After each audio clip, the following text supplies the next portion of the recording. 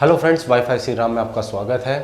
आज हम M S Excel के बारे में आगे की हम बातें करेंगे। देखिएगा कि एम एस एक्सेल की जो अपनी लास्ट क्लास हुई थी, उस लास्ट क्लास में मैंने आपको बताया था कि एम एस एक्सेल की कुछ प्रॉपर्टीज़ थी जिनसे एग्जाम में क्वेश्चंस किस तरीके से पूछ जाते हैं, उनके बारे में मैंने आपको बताया था। आज हम एम एस एक्सेल को कंटिन्यू करते हुए आगे की इसके बारे में बात करते हैं। देखिएगा कि अपनी जो एम एस एक्सेल की लास्ट क्लास होती है उसमें मैंने आपको जो उसकी प्रॉपर्टीज में बताया था, उसमें रोज होती है, कॉलम्स होती है। रो और कॉलम को काटने पर जो आयताकार आकृति बनती है उसे सेल बोलते हैं। और सेल से देखिए काफ़ी ऐसे क्वेश्चंस बनते हैं जो मैंने बताया था कि सेल की पहचान उसके एड्रेस से की जाती है। और एड्रेस होता है और रो और कॉलम के कॉम्बिनेशन से बना होता है। वैलिड सेल एड्रेस क्या होता है, अनवैलिड क्या होता है, ये सारे मैंने आपको बताए थे। और उसके साथ मैंने बताया कि सेल एड्रेस की और सेल रेफरेंस ही बोलते हैं। और सेल रेफरेंस बेसिकली 3 टाइप के होते हैं, जिसमें एक तो था एब्सोल्यूट था, एक रिलेटिव था और एक मिक्स्ड था। कि बाय डिफॉल्ट होता है वो रिलेटिव होता है, जो एब्सोल्यूट होता है किसी भी सेल एड्रेस को स्थिर बनाने के लिए आप एब्सोल्यूट का प्रयोग करते हैं। एब्सोल्यूट बनाने के लिए हम एक सिंबल का प्रयोग करते हैं जिसको बोलते हैं हम डॉलर साइन का प्रयोग करते हैं। तो ये कुछ बेसिकली कुछ जो चीज़ें थी जो मैंने बताई थी। आज हम थोड़ा आगे बात करें तो देखिएगा मैंने जो एम एस एक्सेल होता है उस एम एस एक्सेल में देखिएगा कि आपकी जो शीट होती है वो इस प्रकार से आपकी बटी होती है। ये शीट होती है। इस शीट के अंदर देखिएगा वर्टिकल जो कॉलम होते हैं, हॉरिजॉन्टल जो रो होती है, रो और कॉलम के काटने से जो बनी आयताकार आकृति है उसे को हम सेल कहते हैं। और इस सेल में देखिएगा कि जो भी इसका जो एड्रेस होता है वो आपको फार्मूला बार में जो आपके नेम बॉक्स होता है, जो नेम बॉक्स और एड्रेस बार है नेम बॉक्स में आपको दिखाई देता है। अब हम आगे बात करें तो देखिएगा जो सेल होती है, सेल में देखिए हम जो भी डेटा लिखते हैं वो हम सेल में लिखते हैं, वो हम एक्टिव सेल या करंट सेल में लिखते हैं। जिस सेल में हम डेटा लिखते हैं टाइप करते हैं उस सेल को एक्टिव सेल या करंट सेल करते हैं। एक्टिव सेल या करंट सेल की पहचान क्या होती है? जिस सेल के ऊपर आपको ये काला बॉर्डर दिखाई दे वो होता है एक्टिव सेल या करंट सेल होता है। एक्टिव सेल या करंट सेल की पहचान होती है जो आपके पास एक स्क्वायर का सिंबल होता है, इसे फिल हैंडल बोलते हैं, इसका प्रयोग किया जाता है। अब हम आगे बात करें तो देखिएगा ये जो सेल होती है, इस सेल में देखिए हम जो भी डाटा एंट्री करते हैं, बेसिकली डाटा एंट्री 2 तरीके की होती है। एक तो होती है टेक्स्ट एंट्री होती है, एक न्यूमेरिक एंट्री होती है। टेक्स्ट एंट्री जो आपके नाम जो भी आप अल्फ़ाबेट जो शब्द और अक्षर लिखते हो वो टेक्स्ट एंट्री होती है। न्यूमेरिक एंट्री जो अल्फ़ाबेट्स होते हैं, सॉरी जो न्यूमेरिक डिजिट्स होती है उनको न्यूमेरिक एंट्री बोलते हैं। देखिए दोनों के बारे में बात करें तो दोनों का जो अलाइनमेंट होता है, अलाइनमेंट शब्द मैंने एमएस वर्ड में भी यूज किया था, तो अलाइनमेंट होता है, दोनों का अलाइनमेंट अलग अलग होता है। अब दोनों का अलाइनमेंट अलग अलग होता है। देखिएगा अलाइनमेंट की बात करें तो देखिएगा जो टेक्स्ट का जो अलाइनमेंट होता है वो टेक्स्ट का अलाइनमेंट होता है लेफ्ट। देखिए आप कोई भी टेक्स्ट लिखो तो वो लेफ्ट साइड अलाइन हो जाएगा। और जो भी न्यूमेरिक डेटा आप लिखोगे वो न्यूमेरिक डेटा का अलाइनमेंट होता है वो होता है राइट, वो राइट साइड अलाइन हो जाएगा। तो एमएस एक्सेल में कोई भी हम टेक्स्ट लिखते हैं तो टेक्स्ट का जो अलाइनमेंट होता है वो लेफ्ट होता है, न्यूमेरिक डेटा होता है उसका अलाइनमेंट होता है वो राइट होता है। ये क्वेश्चन कोई पूछा जा चुका है और ये आ भी सकता है ऐसा क्वेश्चन इनका, ठीक है। वैसे एम एस एक्सेल में हम वर्टिकल और हॉरिजॉन्टल 2 तरीके के अलाइनमेंट होते हैं, उनके बारे में आगे बात करेंगे। तो देखिए टेक्स्ट और न्यूमेरिक डेटा का अलाइनमेंट पता चल गया। उसके बाद हम बात करें तो जो एम एस एक्सेल होता है उस एम एस एक्सेल के अंदर देखिएगा क्या होता है कि जो सेल होती है उस सेल की विड्थ होती है, हाइट होती है। कि इसकी जो विड्थ है मतलब ये कॉलम होता है, इस कॉलम की चौड़ाई है। हाइट है, हाइट इसकी रो है तो उस रो की जो ऊंचाई है वो इसकी हाइट होती है। लेकिन कई बार क्या होता है कि जो एम एस एक्सेल होता है उसमें कोई भी हम न्यूमेरिक डाटा होता है उसकी सेल की जो साइज रेंज होती है उस रेंज से ज़्यादा हम लिखने पर वो डेटा किस फॉर्मेट में बदल जाता है। क्वेश्चन पूछा गया था कि एम एस एक्सेल में साइज से ज़्यादा उसकी सेल की रेंज से ज़्यादा हम न्यूमेरिक डाटा इंसर्ट करने वो डेटा किस रूप में बदल जाता है? वो बदल जाता है हैश हैश हैश, ठीक है, हैश हैश में बदल जाता है वो न्यूमेरिक डाटा। इसको ठीक करने के लिए हम सेल की रेंज को हम एडजस्ट भी कर सकते हैं, जिसका होता है तो देखिए सेल की जो साइज होती है वो साइज क्या होता है? कॉलम की चौड़ाई और रो की ऊंचाई। जो कॉलम की चौड़ाई होती है वो बेसिकली हम अधिकतम 255 कैरेक्टर होती है और बाय डिफ़ॉल्ट होती है, पहले से निर्धारित होती है वो 8.43 कैरेक्टर होती है। रो की जो ऊंचाई होती है वो अधिकतम 409 पॉइंट होती है और बाय डिफ़ॉल्ट होती है वो 12.75 पॉइंट के समथिंग इसकी ये होती है, ठीक है। तो इस कॉलम की जो सेल होती है उस सेल की जो विड्थ होती है, जो हाइट होती है, इनसे कई बार पूछ जाता है जो साइज रेंज से ज़्यादा डेटा लिखने वो डेटा किसी रूप में बदल जाता है वो हैश हैश के फॉर्मेट में बदल जाता है। तो इस प्रकार से कई बार क्वेश्चन पूछ लिया जाता है, ठीक है। अब हम आगे बात करें तो देखिएगा कि ये जो सेल होती है सेल में हम डेटा लिखते हैं। तो डेटा लिखते हैं तो देखिए क्या होता है कि मैंने एक चीज़ एम एस वर्ड में बताई थी कि जो डेटा लिखते हैं वो अब सेल से आगे बाहर निकलता रहता है। हम चाहते हैं कि ये यहाँ से डेटा होकर अगली लाइन में चला जाए, इस तरीके से आ जाए। तो इसके लिए एक ऑप्शन मिलता था कि वो होता है वर्ड रैप का। देखिए मैंने पहले बताया था कि कर्सर का एक लाइन से होता ही दूसरी लाइन में चला जाना, एक लाइन से दूसरी लाइन पे जाने के लिए हम वर्ड रैप का प्रयोग करते हैं। वर्ड रैप होता है एक लाइन से कर्सर का होता ही दूसरी लाइन में चले जाना, वर्ड रैप होता है।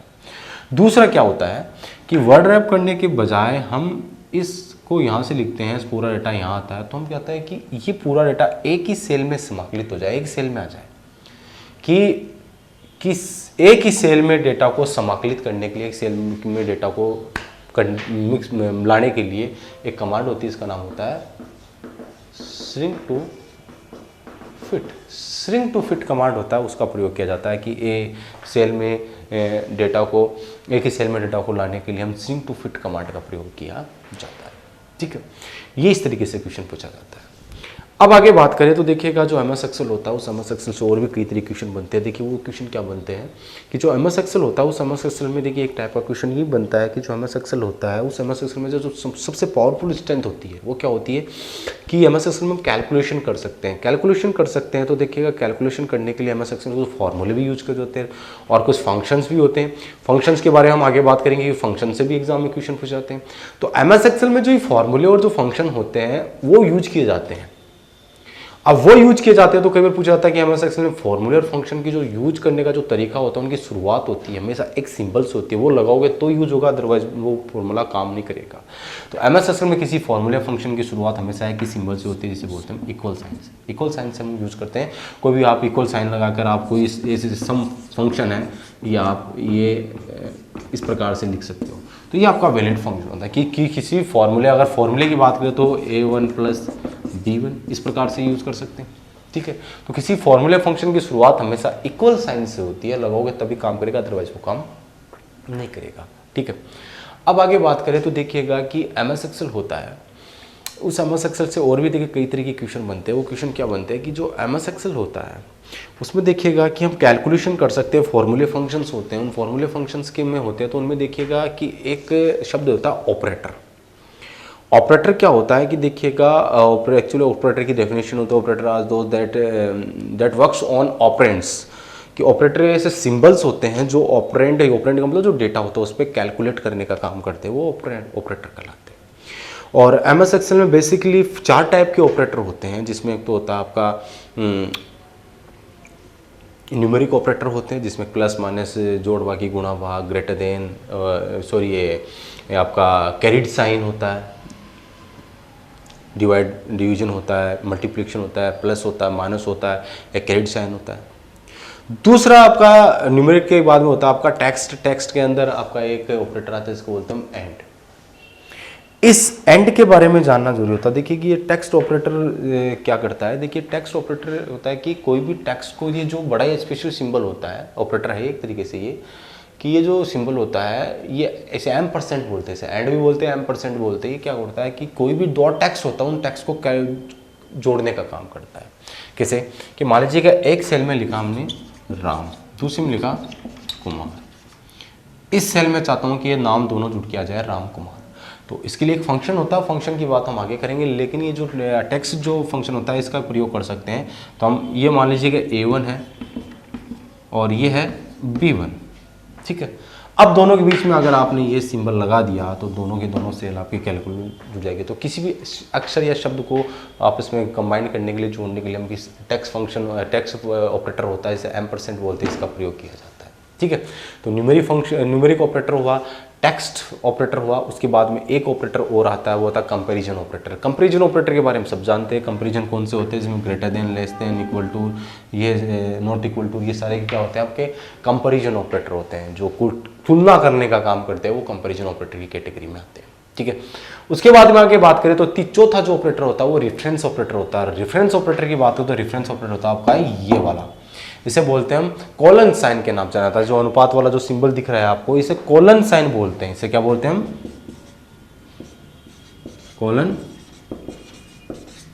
Colon sign. ये बड़ा स्पेशल ऑपरेटर होता है और इसका प्रयोग देखिएगा एग्जाम में क्वेश्चन पूछा जाता है।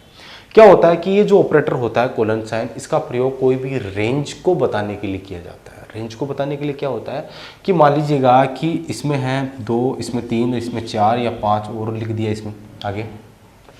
अब मैं चाहता हूं कि ये A1 है, ये B1 है और ये C1 है, मान लीजिएगा ये A1 है, B1 है, C1 है, मुझे आगे एक और ले लेते, 5 और ले लेते हैं, तो A1 B1 C1 D1 इन सभी को मुझे जोड़ना है। तो एक तरीका तो ये होता है कि equal to A1 plus B1 plus C1 plus D1, और भी अगर 5 और हो तो आगे प्लस E1 प्लस F1 हम इसे भी कर सकते हैं, जुड़ जाएगा। लेकिन काफ़ी लेंथी तरीका होता है कि इतनी लंबी कैलकुलेशन करने के लिए सबको सब सेल्स को पर्टिकुलर जोड़ना पड़ेगा। एक हमारे पास एक फंक्शन होता है, इसका नाम होता है सम, इसके बारे में आगे बात करेंगे, ये भी जोड़ने का काम करता है सम। इसमें क्या होता है कि कहाँ से स्टार्ट करना है, A1 से, कहाँ पे ख़त्म करना है, F1 तक, ठीक है। अगर आपने यहाँ कोमा लगा दिया तो ये A1 और F1 की, केवल A1 और F1 की वैल्यू को जोड़ेगा, लेकिन ये एक रेफरेंस ऑपरेटर होता है जिसे कोलन साइन बोलते हैं, ये वाला अनुपात वाला ऐसे सिंबल, ये आपने लगा दिया तो ये क्या करेगा कि A1 से लेकर F1 तक की सभी संख्याओं को जोड़ देगा। तो ये रेंज को बताने का काम करता है आपका ये कोलन साइन होता है, ये रेंज को आइडेंटिफाई करने का काम करता है, रेंज बताने का काम करता है। तो ये कोलन साइन होता है, रेंज बताने का काम करता है। तो देखिए ये ऑपरेटर थे बेसिकली 4 प्रकार के, जिसमें न्यूमेरिक ऑपरेटर था, टेक्स्ट ऑपरेटर था, आपका रेफरेंस ऑपरेटर था, आपके कंपैरिजन ऑपरेटर थे, क्योंकि MS एक्सेल में कैलकुलेशन वाला पार्ट होता है, तो कैलकुलेशन पार्ट वाले के लिए हम इसलिए इन ऑपरेटर का प्रयोग किया जाता है।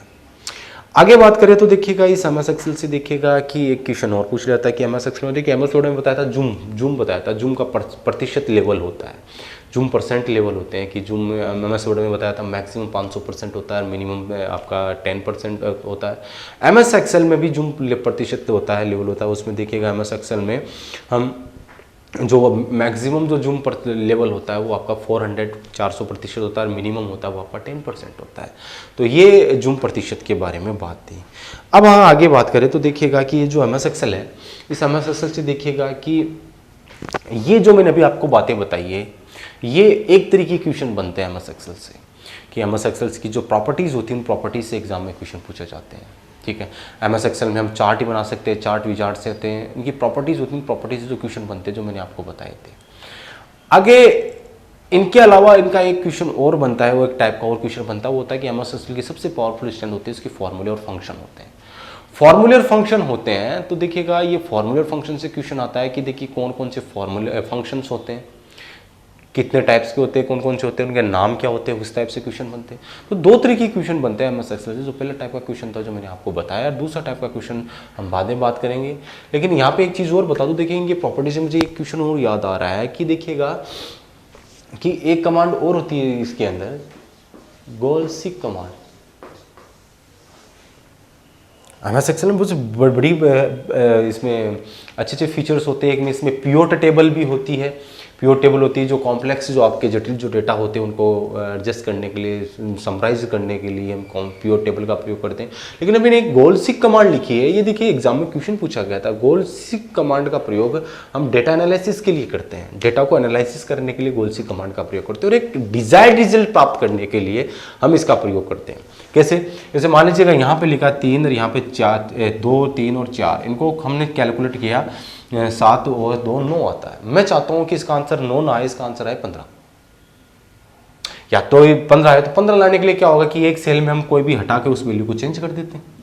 लेकिन इतना करने की जरूरत नहीं, आपने बहुत सी जो आपने शीट बहुत लंबी चौड़ी बना रखी है, आप कौन सी सेल में चेंज करना चाहते हो पता नहीं, आपको पर्टिकुलर आप मैनुअली चेंज नहीं करना चाहते।